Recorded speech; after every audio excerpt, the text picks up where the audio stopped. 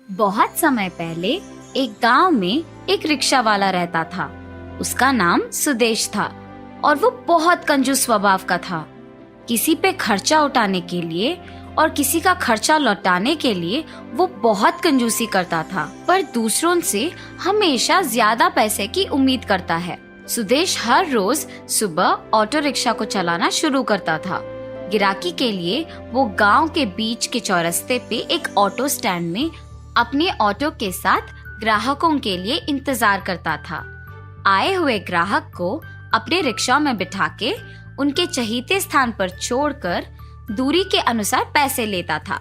सुदेश चाहे काम कम ही करे, उसका प्रतिफल की आकांक्षा उसको बहुत ज्यादा थी। इसीलिए ऑटो में बिठाए ग्राहक को उनके स्थान पे छोड़कर उनसे लालच के कारण ज्यादा पैसे लेता था।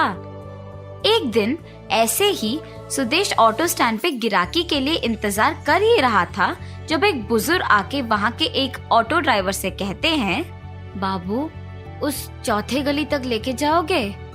हाँ जी भाई साहब, आऊंगा। कितना लोगे बाबू? 30 रुपए। अरे इतना?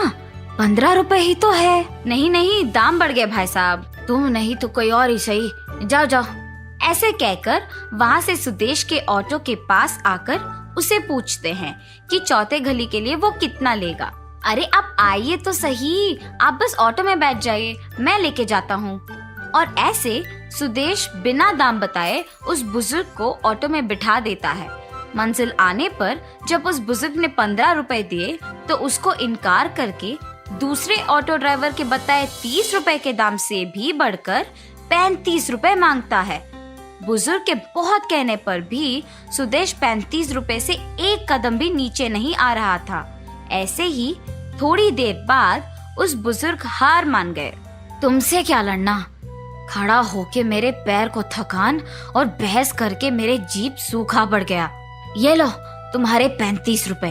अगली बार कभी तुम्हारे रिक्शा में मैं नहीं बैठूंगा। ऐसे कहकर वो बुजुर्ग वहाँ से चले जाते हैं, लेकिन सुदेश उनके बातों पे बिल्कुल ध्यान नहीं देता है और 35 रुपए मिलने पर बहुत खुश हो जाता है और वहाँ से चला जाता है। ऐसे ही हर रोज ऑटो स्टैंड पे आए हुए ग्राहक सुदेश के कंजूसी स्वभाव से अनजान उसके रिक्शा में बैठ जाते थे और बस उनका जेब खाली होना तो निश्चित ही था। इन सब से अनजान ऑटो स्टैंड के बाकी रिक्शा वाले, अरे सुदेश, क्यों हर रोज कम दाम पे ग्राहकों को बिठा के अपने ऑटो में ले जाते हो?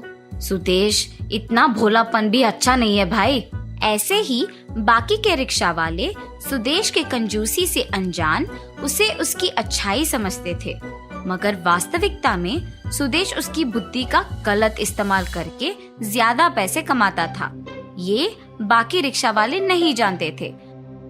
अपनी कंजूसी से घर के खर्चों के लिए और बाकी खर्चों के लिए पैसे बचत करके रिक्शा में बैठे ग्राहक से दुगने दाम लेके जमाए हुए पैसों से एक नया ऑटो खरीदता है।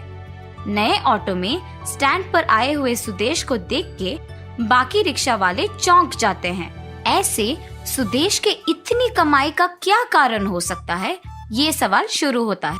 एक दिन उसी ऑटो स्टैंड के रमेश नामक एक ऑटो ड्राइवर से उसकी पत्नी, उस सुदेश से कुछ सीखो, आपके बराबर काम करता है फिर भी आपसे ज्यादा कमाता है, आप क्यों उसके जितना नहीं कमाते हो?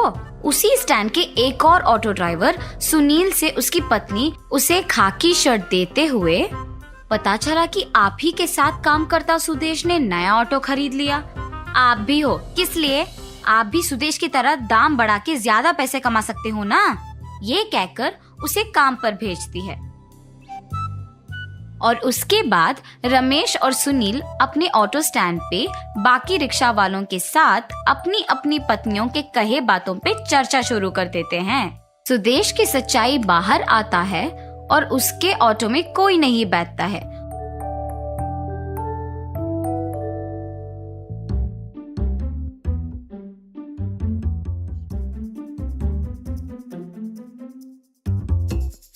उनको ये जानकर खुशी होती है कि सारे गांव वाले अब से उन्हीं के पास जाएंगे और सुदेश के पास नहीं जाएंगे। जैसे सबने सोचा वैसे ही सुदेश के रिक्शा के पास कोई भी नहीं गया। वहाँ के लोग सारे बाकी रिक्शा में ही जाते थे।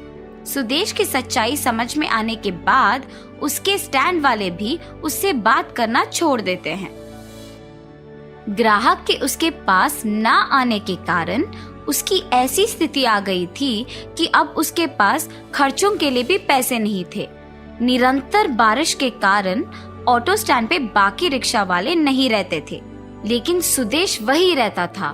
हर रोज ग्राहक के इंतजार में ये सोचकर कि बारिश के बहाने और किसी और रिक्शा वाले के ना होने पर वो अब ग्राहक से बहुत ज्यादा पैसे ले सकता है। लेकिन भारी बारिश में ऑटो चलाने के कारण उसका इंजन खराब हो जाता है और वो अपना ऑटो मैकेनिक को देता है ठीक करवाने के लिए। अपना ऑटो वापस लेने के वक्त पर, हाँ सुदेश, ये लो, हो गया काम, पूरा मिला के 4,000 रुपए है। क्या 4,000? पर तुमने तो कहा कि 1,500 में हो जाएगा। नहीं नहीं, ऑटो में और भी बहुत रिपेयर थे। मैं नहीं दूंगा, मैं भी तुम्हारा ऑटो नहीं दूंगा। पैसे देकर ही तुम इसे यहाँ से ले जाओगे। सबसे तो तुम 3 गुना ज्यादा दाम पे पैसे लेते हो, और जब तुम्हारी बारी आई तो नहीं दोगे। ऐसे सुदेश और मैकेनिक बहस कर ही रहे थे जब उस मैकेनिक के पिता वहां आते हैं। सुदेश उन्हें देखकर, आपको मैंने कहीं तो देखा है। एक बार 15 रुपए को जब मैंने चौथे गली में छोड़ने के लिए कहा तो तुमने बाकी लोगों के जैसे 30 भी नहीं बल्कि 35 रुपए लेकर मुझे गली के अंदर, यहाँ शेड के पास भी नहीं बल्कि गली के एकदम शुरुआत में छोड़ दिया। और जब मैंने कहा कि बस 10 ही तो कदम है तो तुमने कहा कि चल के जाओ। याद आया? हाँ हाँ याद आया। तो तुमने पहचान ही लिया मुझे। तुम्हारे समस्या का हल अब मैं बताता हूँ। सुनो, तुम्हारे कहे 1,500 नहीं और मेरे बेटे के कहे 4,000 भी नहीं। जो भी ऑटो के ठीक करने के खर्चे हैं उसका रसीद लिखेंगे। रामू, जो कुछ भाग भी तुमने खरीदे हैं उसके रसीद इधर दो बेटा। ऐसे कह के सुदेश के आंखों के सामने ही वो बुजुर्ग सारे रसीदों को दिखा के बिल लिखता है और बिल 3,800 का आता है। मेरा बेटा कभी झूठ नहीं बोलता है और ना ही कोई चाल चलाएगा। उसके किया का ही पैसा लेगा वो। उसके कूली के खर्चा 200 मिला के उसने तुम्हें 4,000 बोला था। अब ऐसे ही उस दिन के 35 रुपए का रसीद दे सकते हो तुम? उस बुजुर्ग के पूछे सवाल का सुदेश के पास जवाब नहीं होता है। ग्राहक के तुम्हारे पास ना आने के कारण बारिश में भी ऑटो चलाया तुमने और उसके कारण तुम्हारा ऑटो खराब हो गया। इतने दिन के बचत सारा एक दिन में खर्च हो गया। जिंदगी भी ऐसी ही है, गलती शायद तुम्हारी एक ही हो पर सब वही याद रखेंगे। इसलिए तुम्हारे ऑटो में कोई नहीं बैठ रहा और तुम्हारे पास आमदनी नहीं है।